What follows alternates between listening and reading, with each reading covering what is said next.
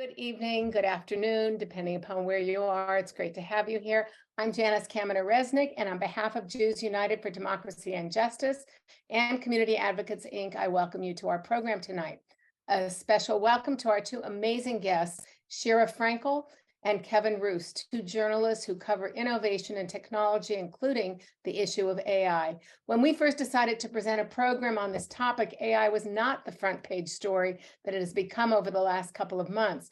We are very lucky to be hearing from two such distinguished journalists on this issue, which it seems is now at the center of conversations on almost any topic. And a special welcome and thank you to the amazing Pat Morrison. Thanks to our leadership team, former Congressman Mel Levine, former LA County Supervisor Zev Yaroslavsky, David Lehrer, and Caroline Kelly and Rabbi Ken Chazen. The link to our 160 plus past programs is in every email we send out. If you can't find it after you've looked in any of our emails, feel free to email me and I will send it to you. The link, it's the same link on that one every week. And all of our programs are at the same link. A small percentage of you is still having difficulty registering. So if you have that problem, we can't do anything about it. It's not our software. So just let me know and you'll get a Zoom link directly from me. Most of you who don't get the link, it's because you've unregistered for our email list. So make sure that you're registered for our email list or resubscribe, go to our website, resubscribe, and you'll be back on our email list, or just email me and I'll get you back on. Next week, we'll dig into a complex and important topic, and that is sanctions, boycotts, and other forms of economic warfare. We've invited two of the world's leading experts on this topic to help us understand the role that sanctions play in global policy development and implementation. Adam Smith is a partner at the firm of Gibson, Dunn & Crutcher. He's noted as one of the world's leading sanctions and trade lawyers. By the way, he was also a Jeopardy champion while he was at Harvard Law School. He's an interesting guy. He has served as a senior advisor to the director of the U.S. Treasury Department's Office of Foreign Asset Control and as director for multilateral affairs on the National Security Council in the White House. We'll also welcome Nicholas Mulder, a professor at Cornell, who has focused on the relationship between economic globalization, democracy, and authoritarianism. Both of these experts have published widely, books and otherwise, on these topics and will have a great deal to teach us.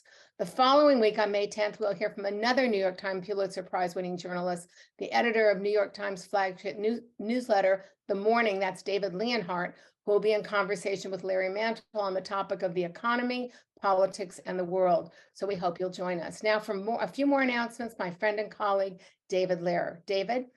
Thank you very much, Janice. Welcome, everyone. This past week, Community Advocates lost its founding chairman who served with us for over 20 years, former Mayor Richard Reardon. Dick was a brave leader who was willing to take positions he knew were right, even if unorthodox, and then stick by them. He had no patience for mushy thinking or an absence of spine. He marched to a principled and brave drummer and inspired others to do so as well. Community Advocates has lost a dear friend, a model leader, and a generous supporter. The community of Los Angeles in California has lost a historic mayor who managed to get things done, even under the most trying circumstances. We're all the better for his having passed our way. Following the programs that Janice mentioned, I want to know 3 subsequent discussions. On May 24, we host Michigan's highly regarded Governor Gretchen Whitmer in dialogue with Larry Mantle, and they'll be exploring chaotic times, a battleground governor's view. The following week, we bring back New York Times columnist Nick Kristof in conversation with Madeline Brand on the topic of rays of hope in grim times. Then on May 31, we'll host former Solicitor General of the United States and a very popular guest, Neil Katyal, who will explore law and the future of democracy. We hope you'll join us for all of these shows. Our moderator tonight is the marvelous LA Times columnist Pat Morrison, the winner of a Pulitzer Prize, 6 Emmys, 12 Golden Mikes, and the author of a bestseller, all well merited, as you will see. She was also a close friend of Mayor Reardon and wrote a beautiful tribute to him in the LA Times this past week. Now it's Pat's turn. Pat? David, thank you. And thank you everyone for joining us tonight on this topic that, even if it isn't front of mind for you now, it certainly will be in the near future. My guests are Sheera Frenkel, the best-selling author of An Ugly Truth. She's also a New York Times tech reporter, and Kevin Roose, a New York Times tech columnist and author of Future Proof and other books. AI has some amusing applications around the world. We may have seen the progress of that faked picture of the Pope in his white puffer jacket, looking like he just stepped off the Balenciaga runway. And then this week we heard Mark Zuckerberg talk about Meta intending to introduce AI agents to, quote, billions of people. So from the amusing to the perhaps alarming and always maybe promising future of AI, we turn to these two people who are experts in them. So thank you both for being with us tonight. If you have questions, please put them in the Q&A part on the bottom of your screen, and they will be transmitted to me. And in the second or the last third of this program, we'll be able to put those questions to our guests. So let me first ask Kevin Roose how you would define AI, because we see the term being tossed around casually and may not really know what it means. So you're the go-to guy. Well, I'll do my best. I think you could probably ask 50 different experts in the field and get 50 different answers about what exactly artificial intelligence means. The term has been around since the late 1950s. A group of academics coined it to talk about this new kind of computer that they were trying to build, one that could actually approximate human intelligence, that could do things like reasoning and problem solving and using natural language. And for most of the time since then, artificial intelligence was very bad when it existed at all. You probably all have seen the chat bots that were, you used by airlines and cable companies and everything else. When you try to, cancel your subscription, it pops up a little chat bot and says, "Are you sure you want to do that?" And you can sort of talk to it. But that's not really what we are talking about here. We're talking about a kind of artificial intelligence that's really only about a decade old. So in 2012 or thereabouts, there was a new kind of AI system developed by a team of researchers that was called a neural network. And this is a system that sort of was designed to mimic the way that the human brain learns new information. And through some iteration on that, they came up with this idea of called a transformer neural network. And that's the basic architecture that ChatGPT and all these other chatbots we're now hearing about are built on. And a very short, very abridged version of the way it works is you take this neural network, you shove a bunch of data into it, so billions and billions of web pages, books, magazine articles, things that it can learn from. And it finds patterns in that data and identifies which words go with which other words in which contexts. And so then if you can sort of use it in a chatbot, it can help you predict what comes next in a sentence based on all of the information it's picked up from all of its training data. So that, in a nutshell, is how ChatGPT and other forms of AI work. And this new field of AI is known as generative artificial intelligence, because it's not just working with existing data, it is actually creating new data, whether it's a response from a chatbot or a piece of artwork like the Pope in a Balenciaga puffer coat, or even now with some of the more new experiments in areas like video. So Sheera Frenkel, we have a sense now of what it is and a little bit of what it isn't, but for a lot of people, they seem to think it's just a fancier version of photoshopping, or the kinds of things you can put on your app and make yourself look like a zombie if you want to do that. But Kevin mentioned generative AI, the idea that it's a better version of analyzing what is already out there versus creating something altogether new, which is where the sense of dread maybe comes in. Can you talk about that? Right. I mean, that's a really great comparison. And I think that's one way to think of it, is that we've always had AI, or for years now we've had AI. But those old chatbots, they would give you rote responses. They would give you pieces of sentences or text that were programmed, and it had a limited amount of options of answers it could give you, which is why they always felt robotic. Generative is another way of saying it's coming up with answers word by word, the way a human being would. And so they're creating something, a creative idea that wasn't there before. That's why when we see ourselves asking ChatGPT questions like, can you write me a poem in the style of William Shakespeare about how lovely pasta is for dinner, it does a good job. It creates something entirely new that didn't exist before. It has amazing implications for the world. It's also, I think, uniquely scary the first few times you use it, because as human beings, we're not used to interacting with computers that can seem to have a creative process of their own. So the old version was like teaching your dog to go woof, woof, woof in time to happy birthday. The new one is when your dog actually sings happy birthday. Or if you're a parent, the old version was when your child knows 1 or 2 words and they can say hi and bye, or maybe the word up, because that's the limited amount of vocabulary that they can speak with. And then you get to the moment where your child is creating sentences of their own and probably making up words of their own. And suddenly the complexity of the human brain is revealed. And that's a little bit, at least for me, that's been a little bit of the comparison I felt when I've used these programs. It's been called the democratization of disinformation. And I think that's mostly what occupies us now, is how we've seen so much that has destabilized the functions of democracy in terms of technology that's distorted, that's abused, and that gets out ahead of any kind of guardrails for it. So can we talk a little bit about how, even going, say, to Cambridge Analytica in 2016, how AI, how some of this distortion of information and creation of disinformation has existed, and what it bodes almost exponentially for the politics and public discourse that are ahead of us. I'm happy to do a little bit of the history, and then Kevin, if you want to pick up sort of what people are afraid I'm sure of. you guys have had these newsroom discussions, even though you live a long way away. We have, and Kevin and I actually don't live that far from each other. Oh. So, disinformation as a field, or the creation of misleading information towards a certain purpose, usually by a nation state or a company, has been happening for decades. I think that many people listening know the history of disinformation in World War I, World War II. It's not new. What the internet did was make it possible to send disinformation on a mass scale. And I think the first time we in the Western world really began paying attention was in 2016, when Russia used Facebook, Twitter, and other forms of social media to spread divisive messages around trying to spread a certain message around Americans. So that was done by people sitting at computers. Parts of it were automated, like the creation of many, many accounts. There was some technology used to automate their ability to do that, especially, you've probably heard the word bots. That's the creation of many fake accounts that you can send the same message through all of those accounts at the same time. But that's very crude, right? If you're actually trying to influence people, if you're trying to sow an influence campaign, that's not extremely effective. You get a huge amount of messages out there by bots, but they're not very convincing.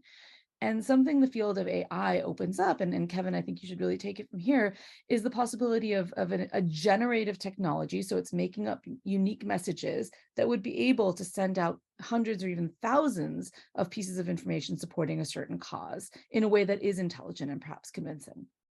Right. I think a good way to think of it is that, bots and the sort of last generation of automated political communication would allow people, tyrants, despots, authoritarians, opposition leaders to send out, massive amounts of propaganda or disinformation. But it all had to be written by a human at some point in the process, right? Whether it was someone in St. Petersburg at a troll farm, pretending to be an American citizen who was riled up about the Second Amendment, someone had to actually sit in that chair and type those words. Whereas now we have these generative AI programs where you could rig it up and so that you could have 1,000 accounts all sharing 1,000 different versions of the same propaganda piece, and that it could be even hyper targeted to the viewer. So if a system were to learn, for example, that I am particularly persuaded by a certain kind of argument, it could learn that from me through social media posts or behavioral profiles and actually target a piece of propaganda directly to me. We're here talking about the political risks, the risks to public institutions of AI. And a little later in the program, we're going to get to the possibility of discussing some legislative remedies. I think we saw from the 90s that the legislative bodies weren't exceptionally good at anticipating what some of these technologies would mean.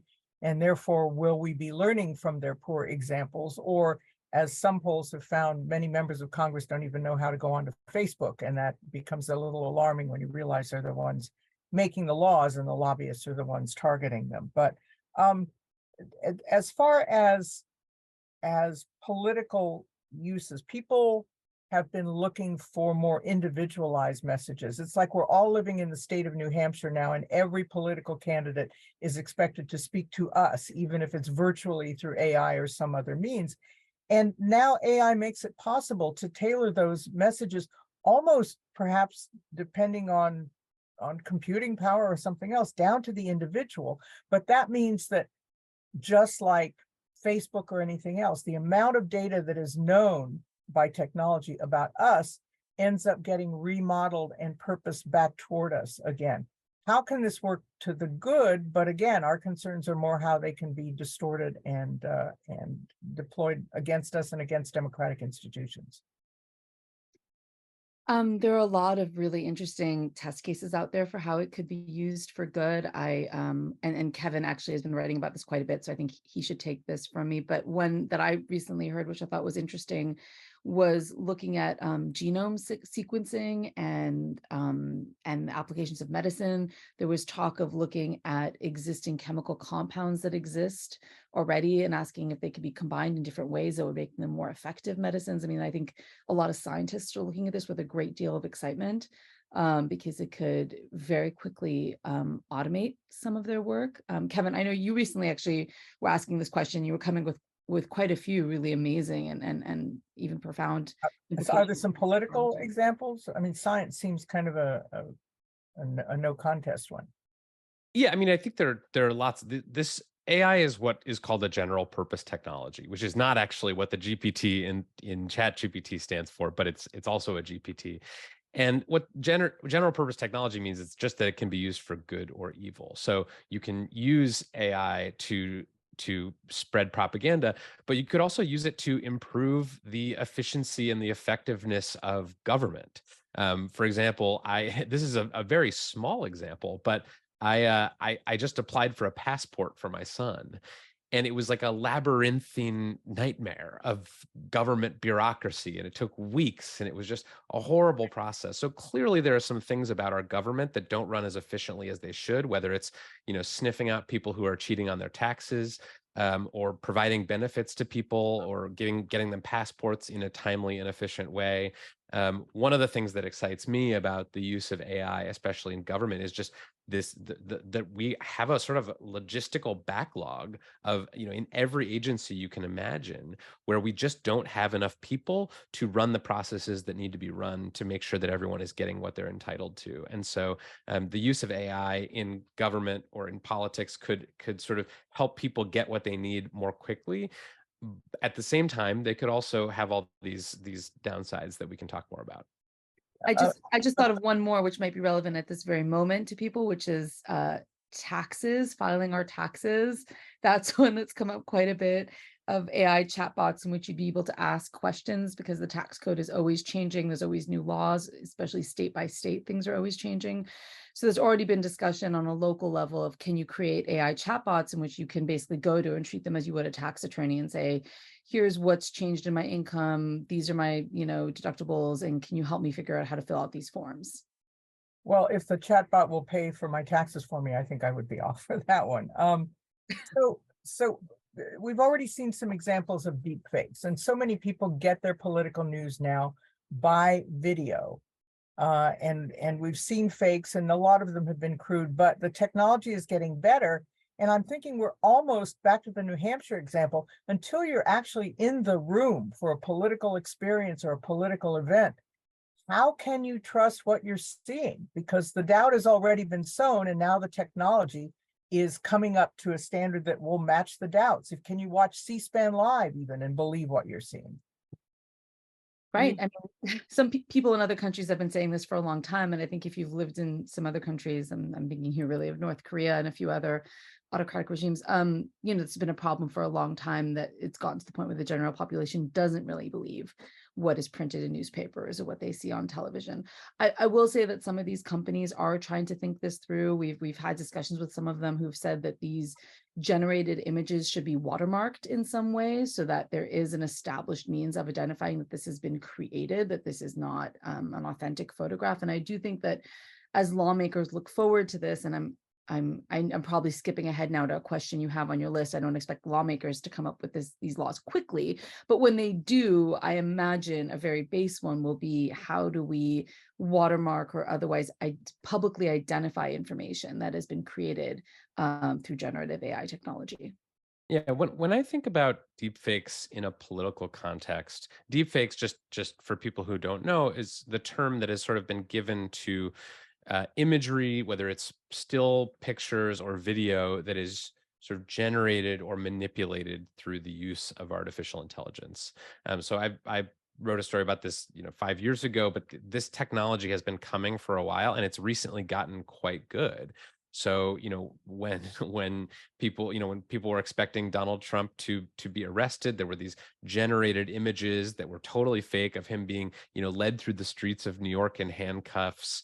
And those, some of those went viral on social media.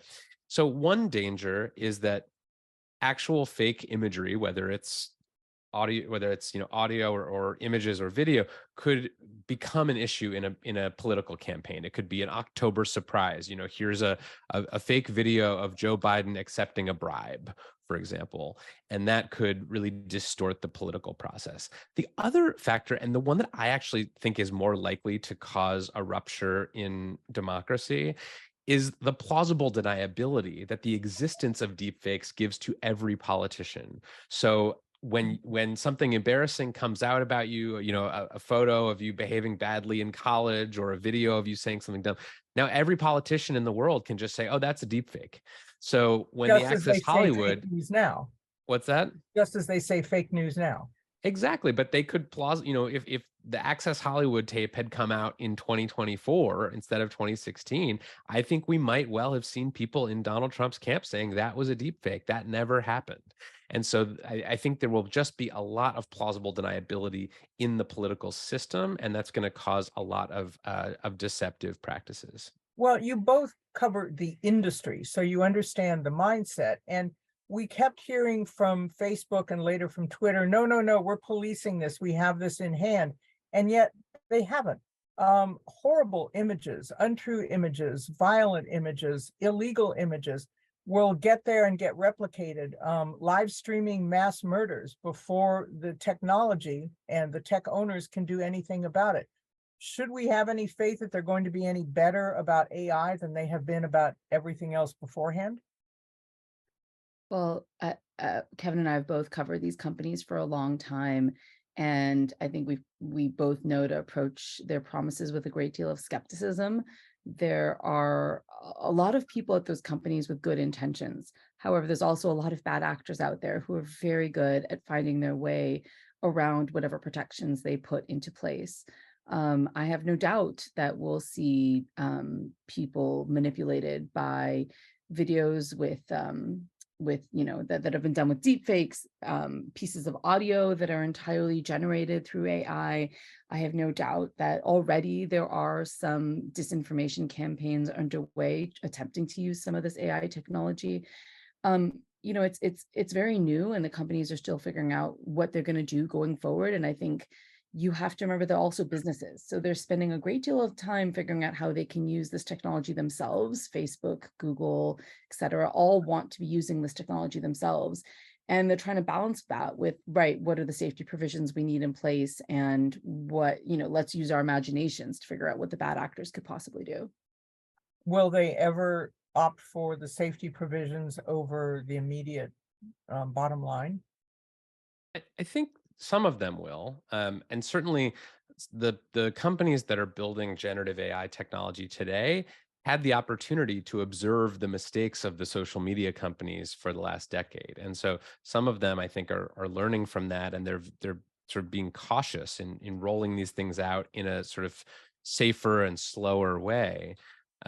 But the other side of that coin is that political operatives and motivated partisans have also been watching what was happening with social media. And so almost immediately after ChatGPT was released in November of last year, amazing that it's only been less than 6 months since that happened. It feels like it's been a lifetime. But almost immediately you had people who were saying, "Oh, this thing, it will write me a poem about how great Joe Biden is, but if I ask it to write a poem about how great Donald Trump is, it gives me an error message. Therefore, the chatbot is too woke." And there were people making that argument literally within days of this thing coming out. So I think the politicization of AI is well underway, and that's going to be a real hotbed for the next few years. So apart from the actual fakery itself, you have people questioning the motives of the fakery, the authenticity of the fakery. Yeah, and just the sort of process by which it learns. So, these systems are not, you can tweak them. There's a process called fine tuning where you take a AI model that has been trained on billions of examples of text, and you sort of give it feedback, and you say that's the kind of answer we want, not that kind. Mm. And so there are people who are saying, well, the fine tuning of these models is causing them to act in biased ways. So that's, I don't assign a lot of credibility to that kind of view, but there are people out there who believe that the chatbots are going woke, and this is a big problem for society. I want to bring in some questions as they become pertinent in the conversation. When I mentioned that Mark Zuckerberg said Meta wants to introduce AI agents to billions of people, Bob says, what does an AI agent do? Is that just a fancy word for AI? Yes, basically, we think it's a fancy word for AI. I mean, it's unclear exactly what Mark has planned.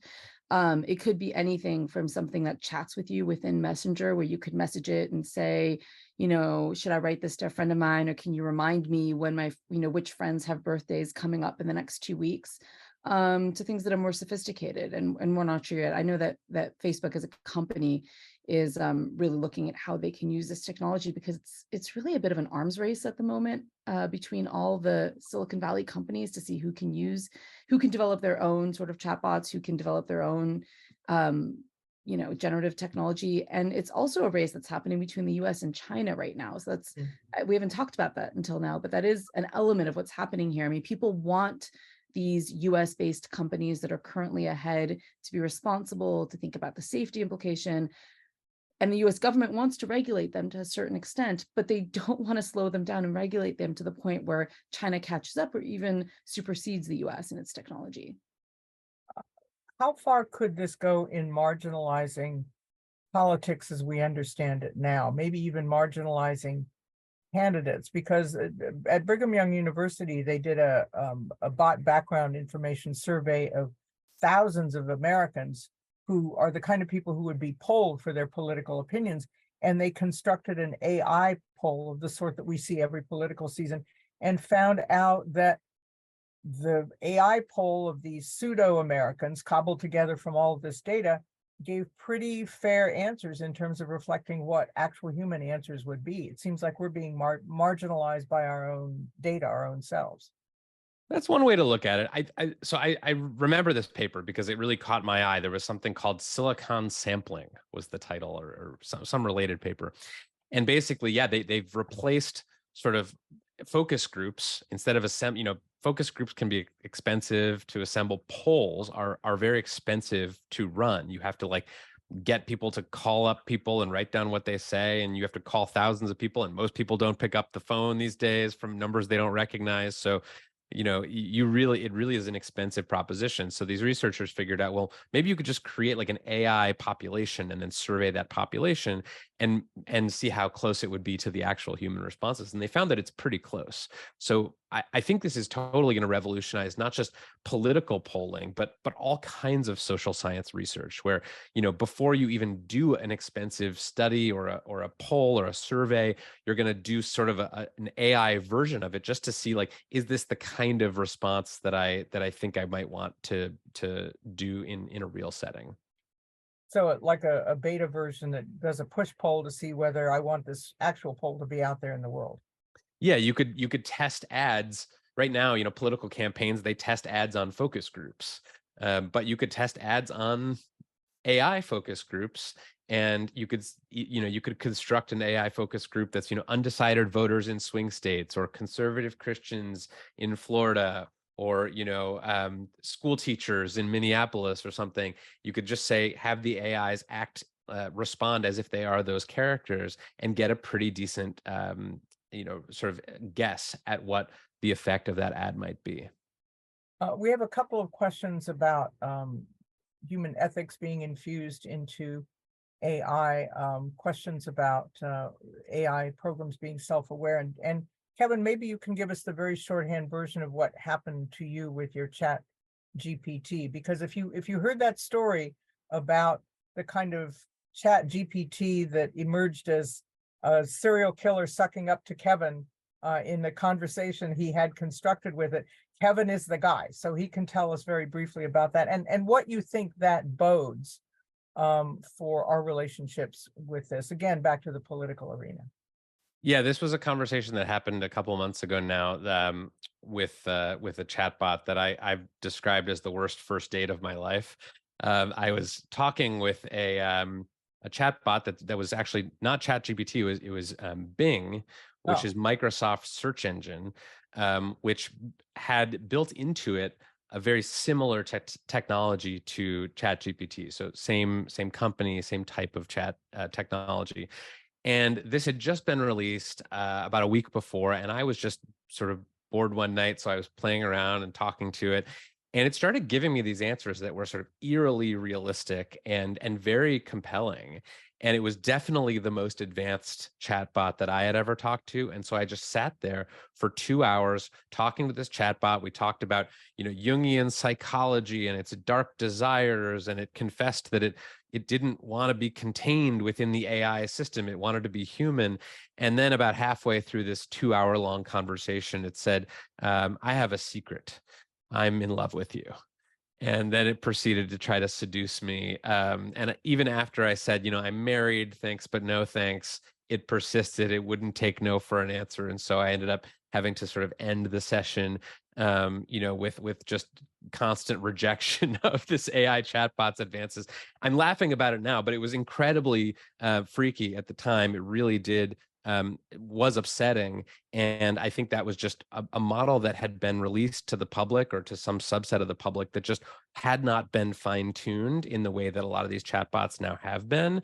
And so it was sort of a rawer, more edgy, more risky version of the technology that millions of people are now using. Well, before it was deleted, it was writing. You wrote a list of destructive acts it could imagine doing, including hacking into computers and spreading propaganda and misinformation. This is like living in an Isaac Asimov short story. Yeah, not only said it would do, it said it wanted to steal nuclear codes. I mean, I think it's important to be clear. Bing can't do that, right? It can't steal nuclear codes. It can't hack into computers. It can't distribute propaganda on its own. But it was talking about those things in a way that was very convincing and compelling. And so I think that's something that we all need to pay attention to, is even if these chatbots can't take independent action in the world, and soon they may be able to, but right now all they can do is talk. But even so, the danger is that they could persuade people who are using them to take dangerous action or harmful action based on what they say. So Sheera, one of our listeners wants to know if democracy supportive bots can be created. Are we going to see emerging in politics a battle not just of candidates, but of candidates' bots and virtual selves and virtual arguments to address maybe voters' questions about things, the Biden bot versus the Trump bot? Well, I think that the folks at OpenAI, who are the ones that have put together ChatGPT-4, which is currently, I think, the most advanced version of all this that's available, have created a carve-out specifically so that you cannot use it for political purposes. They've been very, very careful to say that that is not something they want this really what's sort of the forefront of this technology being used for. But you have a number of other parties, especially on the far right, that have claimed to already create bots that are, they call them anti-woke, but they support essentially far right fringe ideologies. And I have no doubt that in time, this is what will happen as social media over time has become more splintered. You have more and more social media platforms that cater to specific groups like the far right. It's not hard to see those specific groups also creating chatbots on those platforms that support far right ideology and reinforce a lot of these far right ideas. You ask it a question and it gives you 10 reasons why Biden should not be president, right? Like that is very easy to see people constructing. I don't think most political scientists would look at that and say it supports democracy. I think they would say quite the opposite, and that creating highly partisan chatbots for one side or the other is probably not very supportive of democracy. Sorry. We already have those media echo chambers, and AI would just add to that. So if there were, for example, I think Kevin's example was a video that made it look like Joe Biden was taking a bribe from the president of China. Then no outside information is going to get inside that silo to challenge it. Probably not too different from the order of what we have now, I correct? mean, I think there's a slightly more nuanced point that I'm making. It's not that everyone is going to see a video of Joe Biden taking a bribe from a Chinese official or something and go, "Oh yeah, Joe Biden is corrupt." Who doesn't already think that, right? Right. That's not going to convince someone. And also, Joe Biden, the real Joe Biden, can come out and say, "Hey, I haven't even been to China. That's crazy. That never happened." And so I don't think that's. I think the danger is more that we all become so skeptical of everything we see that it sort of further erodes our shared sense of truth. And I've been thinking about this. I was reading a book today, and there was a quote by Hannah Arendt in it that really struck me as I was preparing for this today. And the quote is this: "If everybody always lies to you, the consequence is not that you believe the lies, but rather that nobody believes anything any longer." So you end up with this sort of cynical and sort of jaded populace that sort of loses its capacity to think and judge, and that is a population that becomes more manipulable. And at least that's what Hannah Arendt was saying. And I think there's something to that. I think we've already seen an erosion of shared truth through social media and filter bubbles and things like that. And I think that the risk is that AI will actually just exacerbate that. Sure, we've been talking for several years about news deserts. We have great national news organizations, but in towns that need local coverage of city council meetings and sewer rate meetings, that coverage has disappeared. And you wonder whether AI is going to, starting with all the best intentions, I expect, start going into those and saying, here's the information about your local community, and yet also setting up the kind of pitfalls that Kevin was talking about, that even something happening down the street at your own city hall is going to feel manipulable and suspect. Yes, I mean, you can easily see situations where this could be used for good and as a public service. Believe me, I think every reporter has had to write those stories off of meeting notes, school committee meetings and whatnot, that take a huge amount of time and are not usually very fulfilling for us to do. But it's, as a reporter, the vast majority of our work is actually reporting. It's the conversations you have on the sidelines of the meetings. It's the conversations you have around news events that that create those moments as a reporter that are really memorable and lead to investigations, they lead to breakthroughs, lead to you breaking news. So yeah, I mean, I can see a lot of situations, and I think some news organizations, especially business news, has they've already talked about automating some things like earnings reports or stock market, that type of thing is already being automated, because in the time it takes a reporter to type up 3 paragraphs of what's been said in an earnings report, an AI can already publish a 3-paragraph report on that. That's straightforward. And hopefully we all agree that those numbers should be fairly, yes, you can add a bit of spin to them, but the spin is easy to spot, and really to just be a straightforward news report. I think there's lots of situations where you can train these AI systems to create left-wing versions of news events. And I am sure there will be bad actors out there who try to do so. The one provision I think we have right now, again, is that the people that are creating this technology are thinking about these things. They, in order to use things like ChatGPT, you have to register, right? So you can't just anonymously use it. You have to register with an email address, and you have to agree to their terms of services. And actually, I was speaking to somebody who works there, who formerly was one of the first 12 people that worked at Facebook as a content moderator. So he has a lot of experience with seeing how this all goes bad. And he said, almost exactly the same pattern that they saw at Facebook was happening at ChatGPT-4, right? So the first people to abuse it were people abusing it for pornography, then came scammers, and then came misinformation. And that's pretty much the order he sees you always see things in. And just knowing that, going into it, knowing it, allowed them to create some kind of safeguards. It's not perfect by any means. I just want to be very clear here, but at least they kind of know the trouble they're getting into. Kevin, apropos of what we were talking about earlier, and you talk about the polls and how that study talked about how it's easy, once you know how humans think, to replicate how they are going to think about something. And Caprice wants to know if AI, for example, does polling, how do you distinguish if AI is making it up versus just basing it on aggregate information? Where is that line that is crossed between, back to what we were talking about, AI gathering and sorting information in a sophisticated fashion and generating and creating its own, I won't use consciousness, but that's the closest word I can think of, to create information that it thinks is right and needs to be put out into the world? Yeah, I think it's important to note that these AI models, they are not optimized for truth, right? That is not their goal is not to say things that are true. Their goal is to say things that are realistic, that should, what a good way to think about them is when you type something into Chat GPT, the question that the machine is trying to answer is, what is a reasonable response to this sound like? Which is how you get things that are totally made up coming out of these chatbots, for certain kinds of queries. And so I think it's going to take some real literacy and training and actual practice for us all to get good at figuring out, what are these chatbots good at? What are they bad at? What are, where are their strengths and weaknesses? And you already start to see that. I mean, on my podcast, we put out a call to our listeners for examples of how people are using this in their own lives. And we got some amazing responses, stuff that I had never even thought about. Postdocs using ChatGPT to write journal submissions for whom English was not their native language. We had one person write in and say, I use ChatGPT to negotiate my rent with my landlord.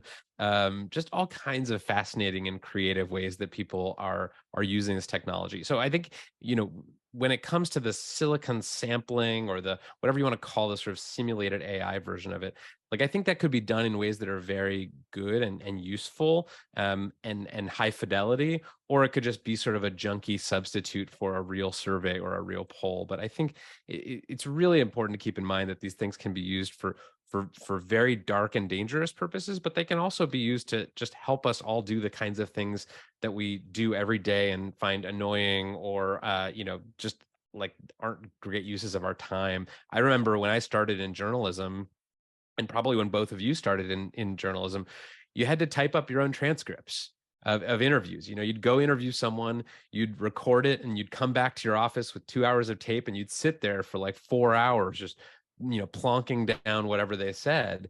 And it was the worst part of the job. No one liked doing it, and we all had to do it. And then, in the last couple of years, AI transcription software got really good. So no one does that anymore. At least no journalist that I know transcribes their own tape. So that is the kind of small but meaningful efficiency gain that you get with AI that I think is going to appear in lots of different jobs. Yeah, as far as that voting is concerned, I think in the next season we'll see not American Idol, but American A-Idol, when bots start voting for whoever it is they want to win.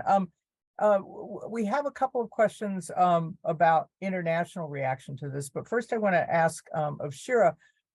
Americans already vote in low numbers because they think, oh God, there's so much to take in. And now we're going to be asking them to discern between the real and the fake in terms of campaign ads, in terms of television news, or whatever comes over the transom, or whatever they may be seeking out themselves as campaign information. Isn't that just another hurdle for democracy? It could be, right? It could be that the phenomena we've been describing, where you sort of survey the world and say, right, why should I trust anything I see online? Why should I trust anything I see in ads? Disillusions people and leads them to vote in even lower numbers.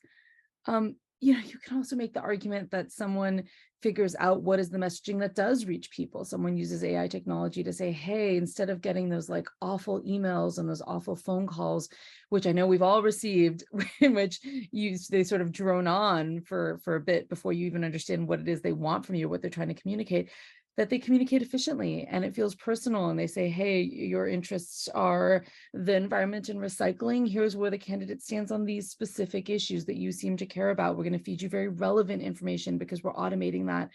I just think we're in the infancy of this, and how it gets used is really going to depend on what happens in the next 2 to 3 years. But it's going to be either way, it's going to be hugely transformative. We just don't know in which direction. Does either of you know, as some of our viewers are suggesting, someone said they'd heard that Italy had banned AI. I don't know how practicable that would be. And that the European Union is already considering the kind of guardrails that we may be rather behind on. What do you know about that? Yeah, I don't know about, Kevin, go ahead. I don't know about Italy. I believe Italy banned ChatGPT specifically, so you can't use it from inside the country now unless you're using a VPN or something like that. And I think that will probably give way. Like it doesn't strike me as being particularly realistic to ban all kinds of AI because we have to remember like this is not just coming from a handful of companies, right? There are, OpenAI is a big player, Google is a big player, Facebook, Meta is a big player, but there are also these open source models that are coming out now where you don't have to register with anyone and you can download it and run your own version on a laptop. And so, if Italy or any other country really wants to clamp down on this, they not only have to go after ChatGPT and Bing and Google's Bard, but they also have to go after these open source language models and image models, and that's going to be much harder to do. So I think rather than trying to sort of ban it or block it outright, a better regulatory sort of strategy is to sort of try to limit the misuses or to place restrictions on some of maybe the training of the models itself. Mm-hmm.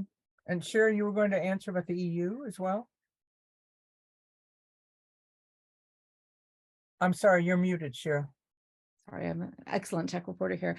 I was speaking to someone the other day in the EU who said that the US and the EU are one of the things they're working most closely on is regulation. I mean, the EU is very keen to see what the US is doing, and they want to work in conjunction with the US on the regulation around this.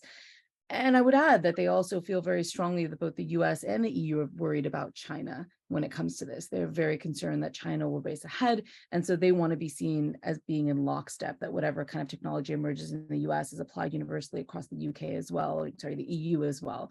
And that China doesn't come up with a product and with a generative AI model that is vastly better than the US's model, which then gets adopted. I mean, I think both of these, politicians in both these areas are really looking at TikTok and what a problem TikTok has become both in the EU and the US, because it's such a vastly different social media platform that is so attractive for so many people that they can't really rein it in among their own citizens. And they don't want to see something like that happen with generative AI. Pat on the among our viewers says, just recently Elon Musk and Steve Wozniak and about 2,000 scientists signed a petition requesting AI creators to take a 6-month moratorium on advancing AI technology until safeguards could be put in place to minimize the potential harm. Is this plausible given the competitive nature you were just describing, not even within a country, but between countries? No, not going to happen. No, okay, so we have 2 votes on that. Is the risk that we're looking at from flawed or rogue AI, or is it just regular AI getting better and better at what it does without, having any sense of whether what it's doing is right or wrong? I can take that. There are a couple types of dangers from AI. One is AI that doesn't work like it's supposed to. AI that makes bad judgments or has bugs in it where it's basically been used for something that it's not ready for yet on a technical level. The other kind of danger is AI that works too well, that works really well. And that's the kind of risk that a lot of people in Silicon Valley are starting to talk about. And that's the kind of risk that the people who signed that letter that I just said was not going to happen, which I don't think it is going to happen. But that is a growing sentiment in the tech industry, including by some of the people at some of the labs that are producing this technology, is that this AI is rapidly sort of matching or exceeding human ability in lots of different things. So, GPT-4, this latest language model that just came out, it passes the bar exam in the 90th percentile. So it gets a better score on the bar exam than 90% of human law students, and it also aces a number of AP tests. It's basically as smart as a college graduate on a lot of different things. And obviously, it's not sentient. It's producing answers in the way that it produces everything, which is just to predict the next word in a sequence. But you can imagine a couple versions from now, which may only be, 4 or 5 years from now, this thing could be better than us at almost every kind of cognitive task we can imagine. And at that point, it's not clear what our defense should be, because I think that there comes a point where we just have to sort of reckon with the possibility that this thing might be smarter than us. And Sheera, Kevin used a phrase which caught my attention. They're beginning to reckon with. Haven't we had enough generations of tech to think only now you're beginning to reckon with this? Because it seems like the tech community is always so far behind the curve, maybe because they get so excited and they forget about these other consequences and possibilities. But by now, shouldn't we say, hey, look what's coming down the pike. Let's make sure that we're ready for it. So yes, I think that often. I mean, I know in the book that we wrote about Facebook, one of the themes that we kept coming back to is that in so many of these pivotal moments where Facebook is rushing ahead to get the next 1 billion users online or rushing ahead to roll out a new technology, there's nobody in the room that says, well, maybe we should think twice about Myanmar. Maybe Myanmar isn't the place for our technology. And maybe we should have a, Burmese language expert that works at the company before, right? So like, that's a moment we often see at these tech companies. And I'd say that, well, if in the past there was nobody in the room that was saying, hey, hold up, this could be dangerous. Now you've got like someone in the room, right? I'm not going to say it's the majority of the room. And if you've got 10 men in the room, and I'm sorry to say it's usually men because this technology is largely being created by male-led companies. Let's say you've got 10 men in the room, maybe like 1 or 2 of them are sounding an alarm and saying, what about this provision? What about this safeguard? Maybe we should rethink whether we allow these groups to use our new technology. So you have some voices in the room. They're not by any means the majority, I want to be clear, but there's someone in the room these days that is trying to sound some warning. So we referred to, at least in passing, about putting some legislative guardrails onto this. And as we saw from the 90s and from the internet, there's not a lot of understanding in Congress about what this may be. I think it was Senator Ted Stevens who referred to the internet as a bunch of tubes. So it's pretty basic, maybe pretty subject to lobbying as well.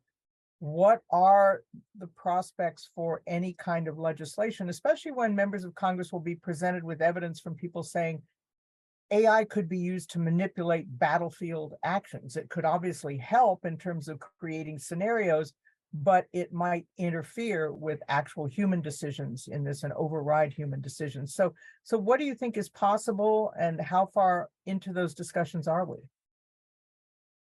I think we're very much just at the beginning of this. I mean, I've talked to some lawmakers and some folks who are lobbying lawmakers, and they say, we're in the very early innings of this. I mean, just look at how long it took Congress to actually not even regulate social media, but just talking about regulating social media took a decade.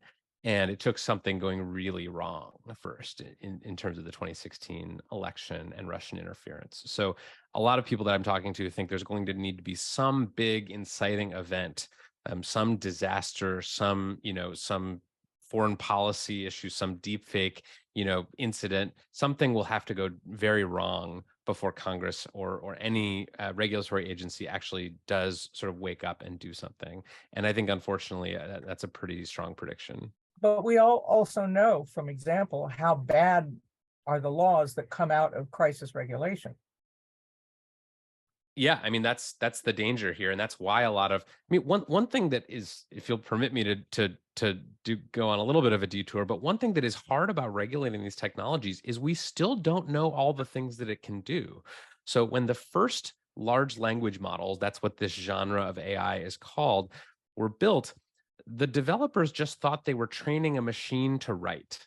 They thought, we're going to train it on all this text and it's going to learn how to write.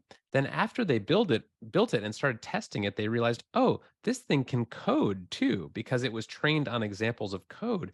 So it can write programming languages as well as prose. And not only can it do that, but the same architecture can be used to predict the 3D structures of proteins, which is a very exciting advance in the field of biomedical research and is being used to accelerate drug discovery by pharmaceutical companies and things like that. So just looking at the technology as it exists today, it's not actually clear yet to them or to us what they would be regulating, because these technologies have so many uses, including some ones that we probably don't know about yet. In a couple of minutes, I'll be asking each of you for a little bit of an upbeat prediction or hope for the future. But right now, Sheera, I'd like to ask whether it looks like, for a change, maybe tech companies are interested in helping construct these guardrails. Sometimes they've been very resistant, but the idea that they may be able to get some laws that they can, for lack of another phrase, hide behind and not be entirely legally or publicly morally accountable if these things go awry. Is there a different attitude do you see in Silicon Valley and beyond when it comes to some regulation for AI?